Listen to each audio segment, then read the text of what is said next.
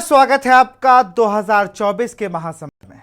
मैं हूं आपके साथ विशाल पंडित। आज हम बात करेंगे चुनाव में लगेगा विदेशी तड़का।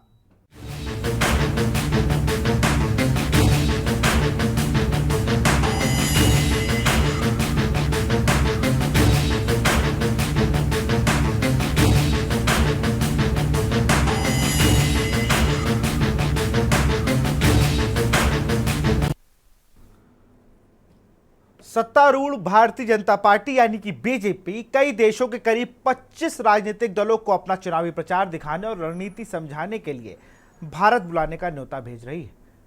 एक अखबार की रिपोर्ट के मुताबिक बीजेपी के निमंत्रण पर दुनिया के कई देशों से राजनीतिक पार्टियां लोकसभा चुनाव के दौरान भारत आने वाली हैं। अखबार लिखता है कि बीजेपी के राष्ट्रीय अध्यक्ष जेपी नड्डा ने नो बीजेपी KNOW यानी कि बीजेपी को जानिए वाला नो नहीं जो आप लोग समझ रहे हैं, नाम से एक अभियान शुरू किया है जिसके तहत पार्टी विदेशों में संपर्क बनाने में लगी है। सूत्रों के हवाले से अखबार लिखता है कि बीजेपी ने इसके लिए 25 से अधिक राजनीतिक पार्टियों को न्योता भेजा था, जिसमें 13 पार्टियों ने भारत आने की पुष्टि की है। अखबार को एक बीजेपी नेता ने बताया कि इस एक कारण तो यह है कि अमेरिका में इस साल राष्ट्रपति चुनाव होने हैं।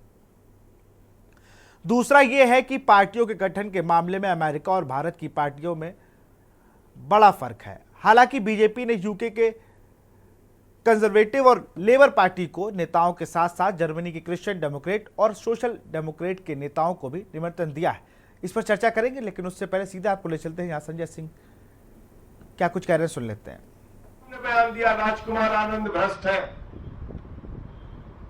बस देखना आपको यह है बीजेपी का चाल चरित्र और चेहरा आज से लेके कल तक, या हो सकता है जल्दी ही आपको दिखाई पड़ जाए, वो व्यक्ति जिसके लिए खुद भाजपाई नड्डा से लेके अमित शाह से लेके मोदी तक सारे लोग कह रहे थे कि ये भ्रष्ट है, कल उसको माला पहनाते हुए शामिल करते हैं कि नहीं, ये पूरी दुनिया देख लेगी, पूरा देश देख लेगा।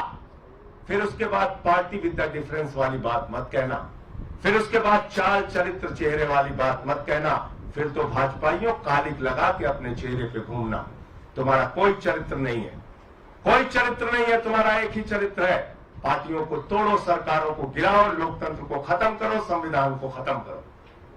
लेकिन तुमसे आम आदमी पार्टी के जो निष्ठावान कार्यकर्ता है, जो हमारे विधायक और मंत्री है, ठीक है कुछ लोग इस लड़ाई में पीछे हटेंगे, हम जानते हैं कुछ लोग इस लड़ाई में पीछे हटेंगे, कुछ लोग टूटेंगे, किसी का मनोबल कमजोर होगा, लेकिन लंबी तादाद, बड़ी तादाद उन लोगों की है जो इन परिस्थितियों का मुकाबला करेंगे। साथी मनीष सिसोदिया जी हो, सत्येंद्र जैन जी हो, अरविंद केजरीवाल जी की गिरफ्तारी के बाद भी पूरी की पूरी पार्टी एकजुट है, लामबंद है। किसी को आप बताइए, हमसे सवाल पूछते थे टीवी चैनल वाले, कहां से आपके विधायकों से संपर्क कर लिया गया, किसको तोड़ने की कोशिश की गई, कैसे आप हवाई बातें करते हैं? पता चल गया ना कि हम हवाई बातें कर रहे थे, या भाजपा की मंशा यह थी कि केजरीवाल को गिरफ्तार करो और पार्टी को तोड़ो। हम तब भी सच थे, आज भी सच है और आगे भी सच रहेंगे और उसी सच्चाई के साथ करेंगे। आतिशी जी ने जब आरोप लगाया, जब सौरभ भारद्वाज जी ने आरोप लगाया, जब यहां बार बार इन लोगों ने कहा, हमारे माननीय मंत्रियों ने, कि ये सब खेल चल रहा है बीजेपी वालों का, एक मीडिया वाला यकीन नहीं कर रहा था, सब हमसे उल्टा सवाल पूछ रहे थे। कल जब तस्वीर देखिएगा तो मैं मीडिया के मित्रों से कहना चाहता हूं, इतना साहस जरूर दिखाइएगा कि नड्डा से पूछिएगा कि जिस व्यक्ति से आप कह रहे थे 23 घंटे की ईडी की छापेमारी के बाद कि ये भ्रष्ट है, उसको आज आप कैसे भारतीय जनता पार्टी का पटका पहना रहे हैं? यह सवाल तो बनता है मीडिया के मित्रों। और देखूंगा कल अगर ये बीजेपी में राजकुमार आनंद जी शामिल हो रहे होंगे तो आपकी ओर से ये सवाल पूछने का साहस कौन सा चैनल और कौन सा मीडिया करता है, ये जरूर हम लोग भी देखेंगे, क्योंकि सवाल तो हमसे बार बार पूछे गए। अब ये थोड़ा सा इनका देखिए, जिस दिन छापा पड़ा था, ये चलाओ, ये बीजेपी का बयान आया था उस दिन। आम आदमी पार्टी और केजरीवाल जी को समझना चाहिए कि आज धरने और ड्रामे का समय नहीं है, आज अपने दायित्व को निभाने का समय है, जांच में हिस्सा बनने का समय है, विक्टिमहुड कार्ड नहीं, भ्रष्टाचार का रिपोर्ट कार्ड देने का समय है। बस रोक दो। और जो ये भ्रष्टाचार का रिपोर्ट कार्ड मांग रहे थे जिस दिन ईडी का छापा पड़ा था राजकुमार आनंद पे। तो इधर आप सुन रहे थे दिल्ली के से आप सांसद संजय सिंह को। संजय सिंह लगातार आरोप लगा रहे हैं जब से जेल पर बाहर आए हैं। खैर, अब हम लोग बढ़ते हैं। विदेशी मेहमानों का स्वागत है। आपको बता दें, अमेरिका, चीन और पाकिस्तान के नेताओं को न्योता नहीं मिला है। उसके अलावा अगर बात की जाए तो शेख हसीना, जो कि बांग्लादेश में सत्तारूढ़ पार्टी है, उनको न्योता दिया गया है, लेकिन उनके विपक्षी दल को न्योता नहीं दिया गया। इसी पे चर्चा करेंगे। हमारे साथ मदन मोहन झा हैं, पॉलिटिकल एनालिस्ट हैं, वो भी जुड़ चुके हैं, और आलोक भदौरिया सर हैं, देश के जाने माने पत्रकार, वो भी हमारे साथ जुड़ चुके हैं। सबसे पहले आलोक सर, आप ही के पास आऊँगा। जिस तरीके से जो चुनाव में पहले क्या था कि बड़े बड़े स्टार प्रचारकों को बुलाया जाता था, कई एक्टर्स को बुला लेते थे, लोग रोड शो कराते थे और खूब अपने लोगों को एंटरटेन करते थे। लेकिन अब जबकि 25 देशों के बात की जाए तो ब्रिटेन की कंजर्वेटिव और लेबर पार्टी को बुलाया गया है, जर्मनी से क्रिश्चियन डेमोक्रेट्स और सोशल डेमोक्रेट्स, और अमेरिका की डेमोक्रेट और रिपब्लिक जैसी सत्ताधारी पार्टियों को बुलाने की बात चल रही है। तो इस बार चुनाव बहुत ही नए तरीके से हो रहा है। धन्यवाद विशाल जी। मैं इसको चुनाव को नए तरीके से नहीं कहूंगा, ये तो प्रचार का एक तरीका है। इससे पहले अगर बड़ा चर्चित जो तरीका आजमाया गया था वो जम्मू कश्मीर की जब धारा 370 जब हटाई गई थी, 35 से जब हटाया गया था, तो उसके बाद वो यूरोपियन यूनियन के सारे लोगों को वहां पर डल लेक की सैर कराई गई थी। और आपको मालूम होना चाहिए कि वो पीरियड था जिसमें भारतीय विपक्ष के नेताओं को वहां जाने की इजाजत नहीं दी गई थी, और कुछ नेता वहां गए थे तो उनको वो श्रीनगर हवाई अड्डे से वापस कर दिया गया था। लेकिन आप विदेशी लोगों को वहां पर दिखाया गया। अगर आप बिल्कुल अगर सिद्धांत के हिसाब से अगर देखा जाए तो ये कोई नई बात नहीं है। चुनाव के भारत एक बड़ा लोकतांत्रिक देश है, तो इसमें बड़ा एक चुनाव होता है आबादी ज्यादा होने के कारण। तो इसको लेते हुए पहले भी, चाहे वो कॉमनवेल्थ के देश हों या दुनिया के और भी देश हों, तो वहां पर ये आपसी विचार विनिमय होता रहता है। ये और सारे के सारे लोग चुनाव आयोग से लेकर बाकी लोग वो आते हैं, यहाँ से भी जाते हैं, प्रेजेंटेशन दिया जाता है। तो वो तो होता है कि विशुद्ध तौर पर कि किस तरीके से एक अच्छाई की चीजों की जानकारी दूसरे देश भी ले और किस तरीके से लोकतांत्रिक चुनाव को अंजाम दिया जाए, इसको सीखें। ये तो हो गया इसके एक अच्छा पक्ष, सैद्धांतिक पक्ष जो होता आया है, हमेशा से होता आ रहा है।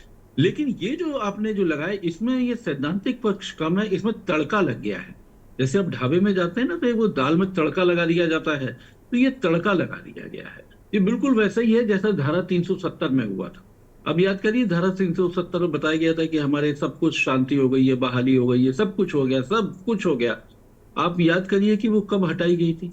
आप याद करिए कि हम कहाँ खड़े हुए हैं, 2024।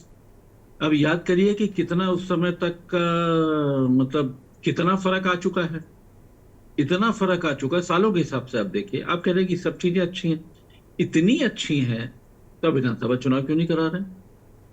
तो उस समय चुनाव आयोग कहता है कि भाई हमारे पास में वो जो चुनौतियां हैं उसको देखते हुए हम हर कैंडिडेट को सुरक्षा नहीं प्रदान कर सकते। तो अब जब आप सुरक्षा नहीं प्रदान कर सकते एक राज्य में, जिस राज्य के बारे में आप बार बार कहते हैं कि हमने एक बहुत बड़ा काम कर दिखाया 370 का, वहां आप एक असमर्थता भी जताते हैं। ऐसी स्थिति में आप फिर किसी को बुला के ला रहे हैं, तो अब आप समझिए कि आप अपने ही देश में, अटल जी के जमाने में 2004 में केवल 4 चरणों में चुनाव हुआ था, और केवल कितने दिन में हुआ था? 20 दिन में। आज कितने दिन में आप कर रहे हैं? 43 दिन में। 2004 से 43 में आते हुए मतलब ये 43 दिनों में, 20 से 43 दिनों में और 4 से 24, 20 साल के बाद में कितना फर्क हुआ? क्या हमारी सड़कें कमजोर हो गई? क्या सड़कें टूट गई? क्या हम अपने अर्धसैनिक बलों की तैनाती जल्दी नहीं करा सकते? क्या हमारे पास ऐसा इंफ्रास्ट्रक्चर भी नहीं है कि हम अपना पोलिंग बूथ या पोलिंग पार्टियों को हम वहां पर सही समय पर पहुंचा सकें। जब वहां पे हम 4 चरणों में पहुंचा सकते थे, तो अब हम क्यों नहीं पहुंचा पा रहे? अब हम 7 चरणों में क्यों चुनाव कर रहे हैं, क्यों 43 दिन में चुनाव कर रहे हैं? तो ये एक बहुत है, ये जो लोकतंत्र की जो विसंगतियां हैं, इसको भी समझने के बाद में आपको, आपने जो तड़के वाली जो बात लगाई, मैं इसको विशुद्ध तौर पे तड़का ही कहूंगा, क्योंकि लोकतंत्र की तासीर तो वही है। एक तरफ आप बात और करते हैं वन इलेक्शन, और दूसरी तरफ आप उसको 7 चरणों में ले जाते हैं। उत्तर प्रदेश में, जहां से आपका चैनल है, आप याद करिए कि पहले चरण में कितनी सीटें, मजाक है, अब 1 दर्जन सीट पे भी चुनाव नहीं करा पा रहे हैं देश के सबसे बिल्कुल बड़े सूबे की। और फिर कहना है कि हम लोकतंत्र लोगों को सिखाएंगे, दिखाएंगे, उनको समझाएंगे ताकि वो भी अनुसरण कर सकें। तो ये समझना चाहिए कि दूर के ढोल सुहाने होते हैं, लेकिन ये विशुद्ध तौर पे एक पीआर एक्सरसाइज है। ये भारतीय जनमानस को लिए है, इंडियन कॉन्स्टिट्यूएंसी को एड्रेस करने के लिए है कि भारत इतना बड़ा लोकतांत्रिक देश है। इस तरीके से लोकतंत्र को समझने के लिए दुनिया के देश आ रहे हैं। लेकिन आप ये याद करिए कि कौन कौन से देश आ रहे हैं, वहां कितना बड़ा चुनाव होता है, किस तरीके का, इसकी भी आपको बारीकियों को समझना पड़ेगा विशाल जी। बिल्कुल, क्योंकि सर जिस तरीके से अगर बात करें हम कि एक तरफ विपक्ष लगातार चिल्ला रहा है कि लोकतंत्र की हत्या हो रही है, लोकतंत्र को बिल्कुल किनारे रख दिया गया है चुनाव में, और उस तरीके से हम अगर बाहर के लोगों को ही बुला रहे हैं वो चुनाव में आकर नो बीजेपी को जानिए ये इस कैंपेन में शामिल होंगे, तो मुझे लगता है नो इंडिया कर देते तो ज़्यादा अच्छा था। नहीं, वो तो देखिए किसी पार्टी का है, पार्टी का एक अपना पिच है। आप याद करिए कि एक बार अमेरिकी अखबारों में एक बहुत अच्छी रिपोर्ट छपी थी कि जो विदेश में जो कार्यक्रम होते हैं, जो भारतीय समुदाय को संबोधित किए जाते हैं, वो किस तरीके से उनका फंडिंग की जाती है, किस तरीके से उनको आयोजित किए जाते हैं। तो लेकिन ये मुझे नहीं लगता है कि नो बीजेपी या नो इलेक्शन, तो नो बीजेपी का इस मौके पे क्या मतलब है? इस मौके पे आप ये याद करिए कि आपकी एक समय में आपके पास में मतलब सुरक्षा देने की आपकी स्थिति नहीं है जम्मू कश्मीर में, और दूसरी तरफ आप जितने लोगों को बुला करके लाएंगे, क्या आपको लगता नहीं कि सुरक्षा का डाइवर्ट होगा? क्यों इस मौके पर नो बीजेपी होना चाहिए? नहीं होना चाहिए इस मौके पे, तो ये बिल्कुल उचित नहीं है। लेकिन इंडियन कॉन्स्टिट्यूएंसी को एड्रेस करने के लिए है कि भारत बहुत महान है और सारी दुनिया इसको देखने के लिए है। लेकिन यही ये सवाल उठता है, सुरक्षा बहुत बड़ी है। अगर जम्मू कश्मीर में आप चुनाव नहीं करा सकते, यूपी में आप चुनाव नहीं करा सकते 1 चरण में, 2 चरण में, पश्चिम बंगाल में नहीं आप चुनाव करा सकते, कितनी सीटें पश्चिम बंगाल में भाई, और आप तमिलनाडु में चुनाव करा लेते, 39 सीटों पर एक ही दिन में चुनाव करा लेते। तो अभी कैसा लोकतंत्र? अगर कोई, मेरे ख्याल से वहां भी शायद कुछ समझदार होंगे, पढ़े लिखे होंगे, वो लोग भी कुछ समझते होंगे। बहरहाल चुनावी टोटका है, चुनावी भ्रम है, इसी में खुश रहिए विशाल जी। बिल्कुल, मदन मोहन झा जी हैं, बहुत करीब से देखते हैं पीआर के काम को भी, और किस तरीके से नए नए ट्रेंड आते हैं। मदन भाई, किस तरीके से देख रहे हैं आप जो ये नया एक दांव चला है विपक्ष को चित करने के लिए? सबसे पहले मैं सबको प्रणाम करूंगा और आलोक जी की बातों को मैं सम्मान करता हूं, लेकिन मेरी जो बातें हैं वो थोड़ी भिन्न है, मेरे मत जो है वो थोड़े से भिन्न है आलोक जी से। मुझे लगता है ये जो एक्सपेरिमेंट, ये एक नया एक्सपेरिमेंट है जिससे हम दुनिया में अपनी रीच को दिखा सकते हैं। इसका मतलब राजनीतिक तो एक है ही, इसके साथ साथ जो है इसकी कूटनीतिक जो है वो भी एक तरीके से आप इसको कूटनीतिक तौर पर भी देख सकते हैं। जैसे मुझे ऐसा लगता है जो भारत जो है, अगर श्रीलंका, बांग्लादेश और मानिए जो यूरोप के जो लीडर्स हैं उनको यहाँ पर बुला के लाते हैं, तो आप राजनीतिक रूप से उसे अगर देखिएगा तो आपको लगेगा जो अगर कोई बाहर का व्यक्ति अगर ईवीएम से पे बोलेगा, जो जैसे ईवीएम का अभी सवाल उठ रहा है, तो बाहर का आदमी बोलेगा नहीं नहीं चुनाव सही से हो रहा है, तो फिर एक वैधता हो जाती है लोगों के मन में। और दूसरा चीज़ है, जब आप देखिएगा जो चुनाव इतने व्यावहारिक स्तर पे होता है और लगभग जो है 140 करोड़ जनता में से जितने वोटर हैं वो वोट करते हैं, तो ये दुनिया का सबसे बड़ा चुनाव। और इसमें अगर विभिन्न देश के विभिन्न राजनीतिक दल जो है वो अगर भारत में आएंगे तो वो चुनाव के जो प्रक्रिया है जब उसको देखेंगे, उनको समझेंगे, तो उनको भी मिलेगा। इसके साथ साथ हमारे जो यूरोपियन यूनियन के साथ जो मतलब मैत्री संबंध है, जिसमें आप देखिएगा जो यूरोप जो कटिंग एज टेक्नोलॉजी पे जो काम कर रही है, वो प्रगाढ़ रिश्ते जब तक हमारे यूरोपियन देश पे नहीं बनेंगे तब तक हम उनसे जो है मतलब व्यापार टेक्नोलॉजी। नहीं, मैं बिल्कुल आपकी बात में मान रहा हूँ, लेकिन एक चीज़ मदन भाई, आपने कहा कि ईवीएम को देखेंगे, ईवीएम पर बोलेंगे, ये सारी चीज़ें अच्छी बात है कि अगर वो आएंगे भाई कि मोदी जी का नाम हो रहा है, मोदी जी कहाँ कहाँ गए, क्या क्या करके आए, उन्होंने बहुत विकास कर दिया भारत में। लेकिन आलोक सर की बातें आप शायद मुझे लगता है किसी और वे में ले गए, लेकिन जब बड़ी बात यह है कि भाई हमारे देश में क्या हो रहा है, हम उसी देश में रह रहे हैं जहाँ अभी भी स्ट्रेचर नहीं मिल पा रहा है, हम उसी देश में रह रहे हैं जहां अभी भी आधे गांव में बिजली नहीं पहुंची है, हम उसी देश में रह रहे हैं कि मैं आपको बता रहा हूं, मैंने ऐसे ऐसे जिले देखे हैं कि वहां हेलीकॉप्टर बहुत बड़ी बात हो गई है कि अगर गांव में हेलीकॉप्टर आ गया है, कोई नेता उतर रहा है तो लोग नेता ज्यादा हेलीकॉप्टर को देखने चले जाते हैं, यूं देख रहे हैं कि उड़ रहा है। उस देश में हम कहां से, जैसे अभी आप पिछले 10-12 चुनाव को उठा लीजिए जहां ग्रामीण ज्यादा है, वहां पे देखिए यही हो रहा है। हम लोग सिर्फ पेपरों पे पढ़ने की बात कर रहे हैं मुझे लगता है, और ऐसे टुटके जो चल रहे हैं या तड़का जो लगाया जा रहा है, इससे भारतीय लोगों को कितना फायदा है? हर कोई तो विदेश भी नहीं जा रहा है। ये जो लोगों को लाया गया, जो डिफरेंट पॉलिटिकल पार्टी, जो 13 पॉलिटिकल पार्टी बाहर से आएगी, उनसे लोगों को कुछ फर्क नहीं पड़ेगा। इससे जो है जब हम विदेश नीति की बात करते हैं, जब ये हम टेक्नोलॉजी एक्सचेंज करेंगे, जब वहाँ के लोग यहाँ की राजनीति को देखेंगे, जैसे आप देखिएगा श्रीलंका के जो डिफरेंट पॉलिटिकल पार्टी आ रहे हैं, तो श्रीलंका में जो अभी कुछ दिन पहले डेमोक्रेसी का जो बुरा हाल हो गया था, वो यहाँ से कुछ सीख सकते हैं। नेपाल के लोग आ रहे हैं, तो इस तरीके से हमें इस चीज़ों को देखना चाहिए। और जैसा कि हम ग्राउंड पे देखते हैं, मैंने लगभग अभी तक 8 से 9 चुनाव कवर किए हैं डिफरेंट स्टेट के, और मैं जब राजस्थान में था और जब मैं आप देखिएगा गुजरात में था, तो डिफरेंट जो गांव है जहां आपकी बातें सच है, जो लाइट नहीं पहुंची, लेकिन लोगों में धीरे धीरे विकास हो रहा है, लोग जो है समझ रहे हैं। और ऐसा नहीं है जो हम विकास की तरफ बढ़ नहीं रहे, हमारे विकास का रेट जो है वो धीरे हो सकता है, लेकिन ऐसा नहीं है जो मतलब बिल्कुल ही शून्य है। हम काम कर रहे हैं और धीरे धीरे आगे की ओर ही बढ़ रहे हैं। इसमें पॉलिटिकल पार्टीज जो हैं, जो हमारे देश की पॉलिटिकल पार्टीज हैं, उनको भी जो है मतलब इससे सीखना चाहिए। जो ये एक तरीके से आप कह सकते हैं, जो चुनाव के प्रक्रिया को पूरे विश्व में जो है तो हमें दिखा सकते हैं हम, जो हमारी जो चुनाव है, क्योंकि दुनिया में इतना बड़ा पॉपुलेशन कहीं नहीं है। चाइना को अगर आप देखिए, क्योंकि वहाँ चुनाव का तो चाइना को भी क्रॉस कर गए, लेकिन हाँ। फिर वही बातें घूम के आ रही हैं। हम आके आपसे फिर से सवाल लेंगे, लेकिन एक जो ये चुनाव में विदेशी तड़का लगाया गया है, इससे फायदा क्या ही होना है भारत के उन लोगों का जो वोट डालेंगे, क्योंकि हर सीट पे आपको ब्रिटेन का कोई सांसद तो नहीं दिखेगा कि आप कैसे वोट डाल रहे हैं। एक छोटे से ब्रेक के लिए रुकते हैं, फिर चलेंगे आलोक सर के पास।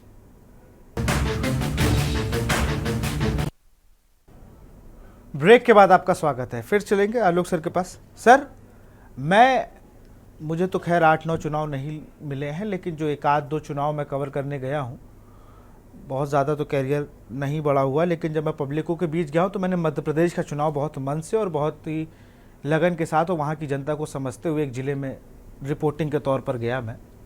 तो वहाँ पे मैंने 2 चीज़ देखी। पहली चीज़ कि अगर आपके पास बड़ी गाड़ी है तो वो जनता आपके पास नहीं आ रही है।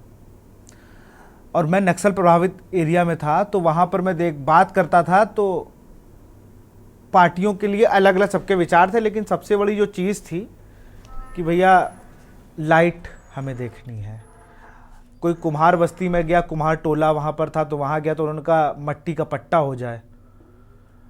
हमको राशन मिल रहा है लेकिन वो इस तरीके से मिल रहा है, थोड़ा और मिलने लगे चीज़ें हो जाए। खेती किसानी पर जिंदा रखने वाले लोग, और लोग परेशान थे कि एक जो वहाँ पे धनबल वाले लोग हैं वो बड़े होते जा रहे हैं और हम अपनी ज़मीनों से छूटते जा रहे हैं। हम घूम फिर के एक कमरे में आके सिमट गए, अब हमें ज़मीन नहीं मिल पा रही है, हम दिए नहीं बना पा रहे हैं, ऐसा उनका दर्द था। तो मुझे नहीं लगता कि अगर हम अपनी ही पार्टी के नेताओं को उतार देते, सारे दल जितने हैं, अगर वो चाहते कि चलो एक गांव की ओर हम करें, हम स्मार्ट सिटी की बात करते लेकिन स्मार्ट गांव की बात नहीं करते हैं अब। सर देखिए, इस बारे में तो बहुत सारे प्रयोग किए जा चुके हैं, प्रयास भी किए गए हैं। आप याद करिए कि जब 2014 में जब ये मौजूदा निजाम की जब पहली पारी थी, तो एक आदर्श ग्राम कर ये बात उठी थी। आप ये बात करके चलिए कि क्या उसके बाद से इन्होंने किसी आदर्श ग्राम का ये खाका पेश किया कि फला फला जगह, फला स्टेट में, फला डिस्ट्रिक्ट में ये एक आदर्श गांव इस सांसद ने बना दिया है। अब अगर प्रधानमंत्री की भी बात करें तो प्रधानमंत्री भी तो पहले तो सांसद है ना, बाद में प्रधानमंत्री चुने जाते हैं ना। तो उन्होंने भी तो बनारस में एक गांव गोद दिया है। अपने उस गांव के बारे में क्यों नहीं बात करते कि ये देश के सारे सांसदों के लिए, ये जो 300 सांसद हैं और ये जो 400 सांसद जो आने वाले हैं, उनके लिए ये मिसाल है। और मौजूदा ये 300 सांसदों के लिए ये मिसाल है, देखिए ऐसा गांव बन गया और ये हम लोगों ने 300 सांसद है तो भाई 300 गांव तो बन गए होंगे, 30 बन गए होंगे, 5 बन गए होंगे, जिसका एक आदर्श करके, जिसकी फोटो बड़ी बढ़िया सी, मतलब एक डिजिटली फोटो वीडियो लिंक डाल करके दिखा दिया जाता। कहाँ है? मुझे तो कोई ऐसा गांव नहीं याद आता कि पिछले 8 सालों में 5 सालों में जिसका प्रचार किया गया हो। तो इस खुद समझना चाहिए, बहुत सारी चीजें चुनाव के मौके पर केवल प्रचार के लिए होती हैं। वो इसलिए नहीं होती कि वो किसी को ठोस जमीनी हकीकत से आपको रूबरू कराया जाए। ये है कि किस तरीके से आकर्षित किया जाए, किस तरीके से वोटरों को भ्रमित कर या उनको आकर्षित करके आप अपने वोट जुटा लें। बस सिर्फ यही प्रयास होता है, इसके अलावा मुझे कोई दिखता नहीं है। आप जिन पैसों की बात कर रहे हैं तो उन पैसों में तो बहुत सारी चीजें हैं। एक आपने सांसद को आपने 5 करोड़ का दे दिया, क्यों दे दिया भाई? क्या किया उसने? 5 साल तक वो सांसद रहता है। झा जी बता रहे हैं कि उन्होंने, झा जी ने भी 8-9 चुनाव किए हैं। मैंने तो पहला चुनाव 86 में किया था, उसके बाद तो मैंने गिनना छोड़ दिया। लेकिन मैंने तो नहीं देखा, पहले खरंजा लगता था, पहले भी मायावती ने गांव बनाए थे, पहले भी सबने किया था, अम्बेडकर गांव बन गए थे, तमाम गांव बन गए थे। कोई ऐसा गांव है जो ये बताते हैं, ये कहते हैं ये राम मंदिर बना दिया, ये हमने ये कॉरिडोर बना दिया, फला कॉरिडोर बना दिया, हमने ये कर दिया, वो कर दिया, वो फ्रंट बना दिया। अरे भाई कोई तो एक गांव बताओ, ये गांव देखिए ऐसे बनाया जाता है, ऐसे काम किया जाता है, ऐसी मिसाल है। वो तो मिसाल मेरे को दिखती नहीं, कोई बताता भी नहीं, कोई भी नहीं बताता। भाई इतनी रैलियां करते हैं, इतना प्रचार करते हैं, इतना ट्विटर है, इतनी ट्रोल आर्मी है, लेकिन कभी किसी गांव का नाम नहीं दिया जाता। आओ भाई आके सारे मीडिया वाले इस गांव को देखो, हमने ऐसे बना दिया, ऐसे ही सारे गांव बनेंगे। तो सवाल यह है कि कथनी करनी में हमेशा फर्क होता है। फिलहाल मौका किसी तरह वोट जुटाने का है, उसमें आप कुछ नहीं कर सकते। और बिल्कुल सर, एक सवाल और भी, मैं पहले मदन जी के पास आऊँगा, फिर मैं आपके पास आता हूँ। मदन भाई, राजस्थान की आपने बात करी, राजस्थान से सटा, पाकिस्तान से बॉर्डर सटा वो शहर है जो है, जहाँ अभी लोकसभा चुनाव भी है, बाड़मेर मुझे लगता है वो सीट है। वहाँ पर भी अभी एक मुझे चीज़ पता चली, वहाँ पर पानी की समस्या बहुत है। अब जैसे आप गए होंगे तो आपको पता होगा, एक चीज़ उसमें कि क्या जो ब्रिटेन से लोग आएंगे, जो बांग्लादेश से लोग आएंगे, या जो लोग यहाँ से आएंगे वो बेंगलोर और राजस्थान जाएंगे। मेरा कहने का मतलब ये है कि भाई मैं वोट डालने जाऊँगा, क्या मैं जिस बूथ पे वोट डालूंगा वहाँ पर शेख हसीना मुझे देख रही होंगी कि शेख हसीना आए कि विशाल जी आप किस मुद्दे पे वोट डाल रहे हैं, तो मैं कहूँगा मैं इस मुद्दे पे वोट डाल रहा हूँ।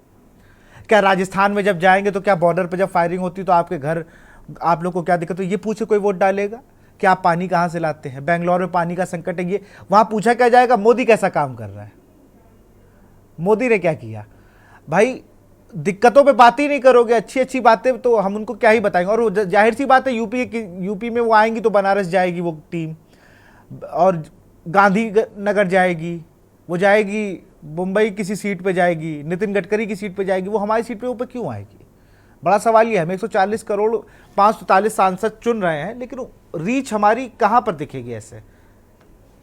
विशाल जी, आज ही मैंने पढ़ा एक न्यूज़पेपर में, जो 13 जो पार्टी है, ग्लोबल पार्टी, वो भारत में आ रही है। तो मुझे नहीं पता जो वो कौन से सीटों पे जाएगी, लेकिन जो आपने बाड़मेर चुनाव की चर्चा की, तो मुझे मतलब वहाँ का फीडबैक थोड़ा सा पता है, क्योंकि मैं जब असेंबली इलेक्शंस पे काम कर रहा था तो अच्छे नेटवर्क बन गए थे। तो बाड़मेर में इस बार का चुनाव जो है वो बहुत ही इंटरेस्टिंग होने वाला है। और वहाँ आप देखिएगा जो इंडिपेंडेंट कैंडिडेट हैं, रविंद्र सिंह भाटी, वो बहुत ही पॉपुलर है। और वो इस चुनाव अब उनके पास नहीं जाएंगे ये लोग कि वो क्यों पॉपुलर है, क्योंकि वो वहाँ के मुद्दे उठा रहे हैं, वो ये कह रहे हैं कि लेकिन उनके पास वो टीम नहीं जाने वाली है। तो इसी तरीके से है। सर बहुत बहुत शुक्रिया आपसे जुड़ने के, आलोक सर आपका भी, और मदन मोहन झा जी आपका भी बहुत बहुत शुक्रिया हमसे जुड़ने के लिए। और हम बात कर रहे थे जो 2024 का चुनाव है ना, ये बहुत सी चीज़ें आपको दिखाएगा। यहाँ पर आपको एक वो दौर था जबकि भाई इस पार्टी का नेता इस पार्टी में आ गया, ये पुराना दौर हो गया। हमने अब हीरो हीरोइन को प्रचार करने में नहीं लगाया है।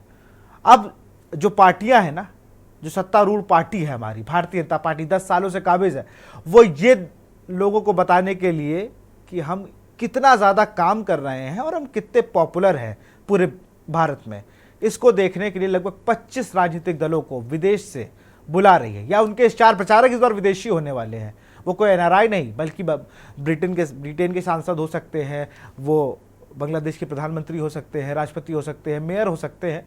वहाँ पर विदेशों से लोग आएंगे और वो समझेंगे कि भारत में बीजेपी को वोट क्यों दिया जाता है। परेशानियों से कितना वो मेल मिलाप करेंगे ये वक्त बताएगा। फिलहाल 2024 के महासमर में इतना ही। देखते रहिए के न्यूज़ इंडिया। नमस्कार।